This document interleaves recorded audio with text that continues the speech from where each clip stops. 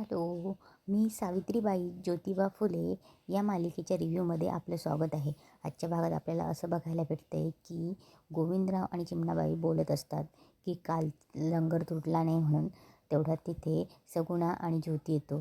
तेव्हा गोविंदराव विचारतात की सगुणा काय झालं? तेव्हा ज्योती बोलतो की आऊ बोल की. तेव्हा गोविंदराव पुन्हा विचारतात की काय झालं? तेव्हा ज्योती बोलतो की आऊ बोल बोल, आपल्यात काय ठरलं होतं?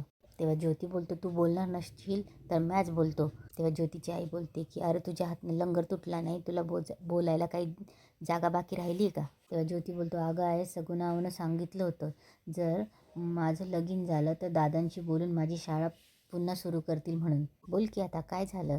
तेव्हा गोविंदराव बोलतात अरे अजून अंगाची हळद बी भेटली नाही र, काय नुसती साळा साळा साळा लावली असं. तेव्हा ज्योती बोलतो पर दादा म्या आणि बोलतो की आहो बोल की आता आपल्यात काय ठरलं होतं? आता सबूत पाळा. तेव्हा गोविंदराव बोलतात काय सबूत पाळायचं रे? लग्नात ध्यान होतं का तुझं? कुठं जात होता, कुठे येत होता, काहीतरी कळत होतं का? वराडात होतास का तू? पाहुण्याळावळ्यात होतास का? तिकडं तसं इकडं असं. तेव्हा चिमणाबाई बोलते अरे अजून मांडो जळा निघाल्या नाही, दम काढ की जरा. तेव्हा ज्योती बोलतो मग अजून किती दिस लगन करणार आहात? तेव्हा गोविंदराव बोलतात की ज्योती मला तुझं काय बी कळत नाही, आम्ही काही तुला जबरदस्ती घोड्यावर बसवलं होतं?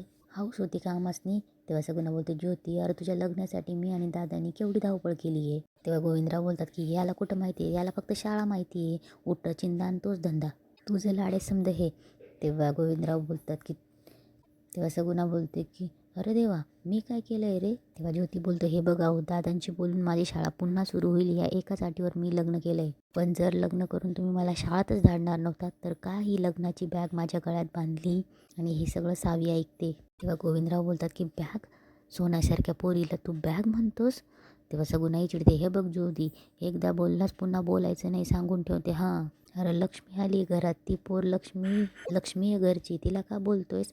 तेव्हा ज्योती बोलतो पण लक्ष्मी आली घरात मग सरस्वतीला का झिडकतायत? आणि मग झिडकारायचंच होतं तर म्या लगीनच केलं नसतं एवढ्यात. सावीला याचं खूप वाईट वाटतं. सावीला ज्योती बोलतो ते आठवत असतं. सावी तिच्या खोलीत येते आणि बोलते म्या बॅद आहे असं कसं म्हणाले हे? म्हणजे यांना मी आवडत नाही का? माझ्या बरोबरीने लग्नच करायचं नव्हतं का? नाही, असा स्वभाव नाही यांचा. असं कसं बोलले? सकू अक्काला सांगावं का हे? पण नको, ती आई आबांना सांगन, वाईट वाटेल त्यांना. इकडे सावीची बहीण गाठोडं बांधत असते. तेव्हा सावी तिथे येते आणि बोलते अक्का ही गाठोडं का बांधतेस, कुठं निघाली? तेव्हा तिची बहीण बोलते की अगं माझी सासू पाय घसरून पडाली, लागलंय त्यांना. तेव्हा सावी बोलते अरे देवा, मालकांनी दिराला धाडले, ती काय बैलगाडी बाहेरच आहे, लगच निघावं लागेल मला एकटीला सोडून. तेव्हा तिची बहीण बोलते तुला एकटीला सोडून जाणं बरोबर नाही, पण काय करू तिथं बी करा धरायला कोण नाही ना गं. आणि आता तसं बी मला इथली काळजी ना अजिबात नाही, गुळाच्या ठेपीसारखं सासरे तुझं. सावी खरंच लई नशीब बघ तुझं. तेवढ्याच सावीला पुन्हा ज्योतीचे शब्द आठवतात. जर तुम्ही मला शाळेत पाठवणारच नव्हतात तर का ही लग्नाची बॅन माझ्या गळ्यात बांधली? तेव्हा सावी तिच्या बहिणीच्या गळ्यात पडून रडायला लागते. तेव्हा तिची बहीण बोलते सावी रडू नकोस, इकडच्या माणसांना सांभाळ बरं का, आता तू लहान नाही राहिलीस, मोठी झालीस. आणि तिची बहीण तिचा निरोप घेऊन चालली जाते. तेव्हा सावीच्या डोळ्यात पाणी असतं. सावी बोलते की मी खरंच मोठी झाली वय. इकडे पारू काम करत असते. तेव्हा ज्योतीची काकू मुद्दामच येते आणि बोलते पारू ए पारू. तेव्हा पारू बोलते अहो काकूबाई या की. तेव्हा ज्योतीची काकू बोलते अगं नवीन घरात काय गोंधळ झाला गं, काही भांडणं झाली काय लगीन घरात? तेव्हा पारू बोलते भांडण नाही की. तेव्हा रखमी बोलते सावर बाई, कसं असतंय आपलंच दाट आणि आपलंच होट सावरायचंच असतं की. तुला सांगू पारू, दादांचा जसा आवाज वाढला की नाही तसं माझ्या काळजाचा ठोकाच चुकला गं. बया म्या म्हटलं मी आधी सोडते, आधी जाऊन विचारते, हातातला भाकरीचा तुकडा सोडून आली या. पर म्या म्हटलं जाऊन विचारावं, पर राहू दे, तुला नसल सांगायचं तर राहू दे. तेव्हा पारू बोलते अहो काकूबाई आता काय सांगायचं आणि काय दडवायचं व तात्यासाहेब एक म्हणजे एकच धरून बसतीयात. तेव्हा रखमी बोलते काय गं? तेव्हा पारो बोलते अहो साळाचं खूळ कुठून जातं त्यांच्या डोक्यातनं? तेव्हा रखमी बोलते साळाचं खूळ जायलाच पाहिजे. तेव्हा पारू बोलते अहो कशाला, उलट तात्यासाहेब म्हटले जर साळा नाही तर ही ची बॅन कशाला लावली माझ्या पाठीमागं? रखमी बोलते काय लग्नाची बॅन? म्हणजे आपला ज्योती सावित्रीला लग्नाची बॅन म्हणाला. तेव्हा पारू बोलते व्हय तर. तेव्हा रखमी बोलते नाही ग नाही, माझा एवढासा ज्योती आपल्या स्वतःच्या बायकोला बॅन कशाला म्हणेल? काय बी सांगतेस तू, काय बी बोलतेस पारू, तू खोटं बोलतीस की नाही सांग बरं. सकाळ धरून तुला कोण भेटलं नाही वाटतं, मॅच भेटली. तेव्हा पारू बोलते अहो काकू गळा सपत सांगते मी खरंच. तेव्हा पारू बोलते ये बया. तेव्हा रखमी बोलते ये बया सुटली बोल. तेव्हा पारू बोलते बरं सोडते शपथ. तेव्हा रखमीच्या तर चेहऱ्यावर हसूच येतं. इकडे चिमणाबाई सावीची बहीण जाते म्हणून तिला हळदी कुंकू करत असतात आणि बोलतात की आता असं जावं लागतंय, नाहीतर सोडलं नसतं एवढं लवकर. तेव्हा सावी तिथे येते. तिच्या भगिनीकडे बघून तिच्या डोळ्यात पाणी असतं. तेव्हा त्या दोघी एकमेकांकडे बघतात. ती सावीला घेऊन बैलगाडीपाशी आणते. तेव्हा सावी तिला मिठीच मारते आणि बोलते दिस मावळायच्या आधी पोच हं. तिची बहिणी बोलते कितीकसं लांब आहे, येते मी. तेव्हा ती येते म्हणून बैलगाडीत बसून निघून जाते.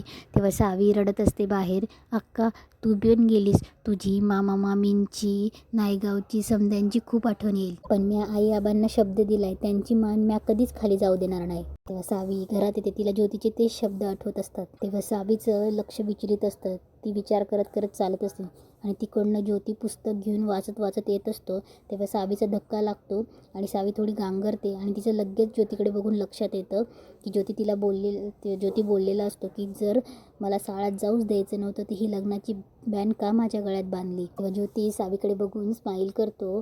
तेव्हा सावी ज्योतीकडे बघून शांत होते आणि तिच्या डोळ्यातनं पाणी येत असतं. तेव्हा ज्योती बोलतो की अहो काय झालं, मी तर काहीच बोललो नाही. सावी डोळे पुसते. तेव्हा सावी रडत तिथून निघून जाते. तेव्हा ज्योती विचारात पडतो आणि बोलतो आता हे काय नवीन. रखमी बोलते आता घरातलं इस्तव बाहेर टाकायची वेळ आली आहे. तेव्हा ज्योतीचे काका बोलतात म्हणजे मला कळलं नाही. तेव्हा रखमी बोलते की आता घरातली ठिणगी बाहेर टाकायची वेळ आली आहे शेजारच्या. तेव्हा ज्योतीचे काका बोलतात खरंच. तेव्हा रखमी बोलते व्हय तर, आता त्या ठिणगीचा डोंबाळा कसा होईल ते बघा. तेव्हा ज्योतीचे काका बोलतात रखमी अगं रखमी तुला मैना म्हणू की साळुंकी, किती दिसभर कलकल असते तुझी घरात दारात अंगणात. तेव्हा रखमी बोलते तुम्ही काय बी म्हणा, माझ्या भाचीला नाकारून त्या पाटलाची लेक केली ना व. माझं भी नाव रखमा आहे. त्या पळतीला नांदायला लावणारी आणि नांदायला लावणारीला पळती लावणारी आहे. त्या सावित्रीची काय कथा. सावीकडे आपल्या खोलीत तिचं गाठोडी सोडून त्या गाठोडीच्या तिथे गाय आणि वासरू छोटीशी ती काढते आणि बोलते हां बस इथं. तेव्हा सावी बोलते कपिला मला सांग, आपण दोघं रानात फिरलो, गोठ्यात मी बसली तुझ्याजवळ, म्या कधी तुला बॅद वाटली का ग? नाही ना, यांना म्या बॅद वाटले. तेव्हा सावी रडते आणि बोलते काय सांगावं. ती त्या कपिलाला जवळ घेते आणि रडत असते. सावीला लगेच तिच्या आबांची आठवण येते आणि तिला मागचे दिस आठवतात. तेव्हा सावीचे आबा सावीचे डोळे झाकतात. तेव्हा सावी बोलते आबा मला डोळे झाकायची बी गरज नाही, मी तुम्हाला ओळखलं बी. तेव्हा सावीचे आबा बोलतात की आहेच माझी लेक हुशार. सावी बोलते आबा कसं आहे ना व, आपल्याला एकमेकांचं कसं कळतं. तेव्हा सावीचे आबा तिला समजून सांगत असतात की जिव्हाळा असला तर दूर कोसावरचा माणूसाबद्दल बी कळतं. तेव्हा सावी बोलते आबा तुम्ही मला जसं समजावून सांगतात तसं पुण्यात कोण समजून सांगेल ना व. तेव्हा सावी बोलते कुणीतरी सांगेल की बाळा, तिथे बी चांगले माणसं भेटतील ना. तेव्हा सावी बोलते आणि नाही भेटली तर मी काय करायचं. पाटील बोलतात नाही भेटले तर मग तुझ्या पदराला बांधलेली सद्गुणाची गाठ आहे की नाही ती सोडायची. तुझं सद्गुण तुला समद मिळून देईल बघ. गुणी माणसाला परिस्थिती समजून देते, तू काळजी नको करू बघ. तू सुखी संसाराला वाडा ओढा करायला पैका बिका यातलं काही बी लागत नाही बघ. लागते ती एकमेकांवरची माया. ती असली का नाही सावी पेंडाळीचं वरान आणि बिनपिठाची भाकरी करता येते आणि अशा भाकरी मोर जगातलं समद पंचपक्वान्न फिकं पडतं. कळलं का? काळजी करू नको बघ. आपण आपलं सचोटीनं चांगुलपणानं वागत राहायचं. कुणी निंदा केली म्हणून घाबरून जायचं नाही, कुणी कौतुक केलं म्हणून उरळून जायचं नाही, मग तुला काय बी कमी पडणार नाही बघा. तेव्हा सावी बोलते आबा हे मी नेहमी ध्यानात ठेवणार बघ. तेव्हा सावीचे आबा बोलतात ठेवशीलच ग माझी सोन्याची पोर. तेव्हा सावीच्या डोळ्यात पाणी येतं आणि सावीला ते आठवल्यावर सावी खूप रडत असते. ती डोळे पुसते. तेव्हा सावी बोलते आबा तुमच्या फेट्याचा तुरा कायम डवलत राहील, काही झालं तरी तुमची मान खाली जाईल असं मी कधीच वागणार नाही. मी ब्याद नाही हे मी एक दिवस पटवून देईल. सावी डोळे पुसते. तिच्या चेहऱ्यावर स्माईल येते. इकडे पारू शेण घेऊन डोक्यावर पाटी घेऊन येत असते. तिच्या ज्योतीचे काकू येते आणि बोलते पारू हे पारू बाई केवढं येते. तेव्हा ती तिच्या डोक्यावरनं शेणाची टोपली खाली उतरवते. काय ग मळ्यातनं आणली वय, दमली आहे. तेव्हा पारू बोलते वय जरा दमलीच आहे. तेव्हा रखमी बोलते दमशील नाही तर काय, समदं काम एकटीनं करायचं बया. तेव्हा ती घाम पुसायला लागते. तेव्हा पारू बोलते अहो काय करतायस तुम्ही. तेव्हा रखमी बोलते काय नाही वारा घालते. तेवढ्यात पारूची सासू येते आणि बोलते पारू आपल्याला फुलं तोडायचं आहेत, मी धुण्याचं बघते तू सारवण्याचं बघते काय. तेव्हा ज्योतीची काकू उठते आणि बोलते हां करा करा तुम्ही कामं करा आणि मरा. चिमणा तू की नाही धुणं धू आणि ये बाई तू बसतीस कशाला, उठ तू सारवून घे. तेव्हा पारू बोलते मग नको का काढायला, लगीन झालंय पाहुणे येऊन गेले, सारवून सुरून काढायला नको का अंगण. अगं सारवायलाच पाहिजे, अख्खा वाडा सारवायला पाहिजे पण ते तू नाही. तेव्हा चिमणा बोलते मग कोण सारवणार. अहो जाऊ बाई तुम्ही असं कोड्यात नका बोलू बरं. तेव्हा रखमी बोलते अहो कुठे कोड्यात बोलायली आम्ही, आम्हाला सांगा नवी नवरीची हळद उतरली आहे ना व उतरली आहे का नाही. सावित्रीला सांगा की अख्खा वाडा सारून घे म्हणून. तेव्हा पारू बोलते अख्खा वाडा सावित्रीकडून. आणि दुसऱ्या दिवशी सावी शृंगार पेटी उघडते तेव्हा तिला तिच्या आईची आठवण येते. तेव्हा सावी बोलते आई किती सुंदर आहे ग ही शृंगार पेटी, उघडताना बंद करताना तुझी खूप आठवण येते. तेव्हा सावीला तिच्या आईने दागिन्यांची महत्त्व पेटवून दिलं असतं ते आठवतं. तेव्हा सावीला हसायला येतं आणि तेव्हा सावी बोलते कर्ण फुलं कानात मानाची हो नको हलक्या कानाची, सरीचीच पेटी आणि लखवाच्या ठेवते थोरा मोठ्यांचा मान. तेव्हा सावी कपाळावर कुक्कू लावते आणि आरशात बघते तर तिला कपिलाच्या हंबरण्याचा आवाज येतो. तेव्हा सावी शृंगारपेटी ठेवते, तिच्या कपिलेकडे जाते आणि बोलते वय ग कपिले नाही होणार, ठेवते थोरा मोठ्यांचा मान नाही होणार हलक्या कानांची. आणि इथेच आजचा एपिसोड संपतो.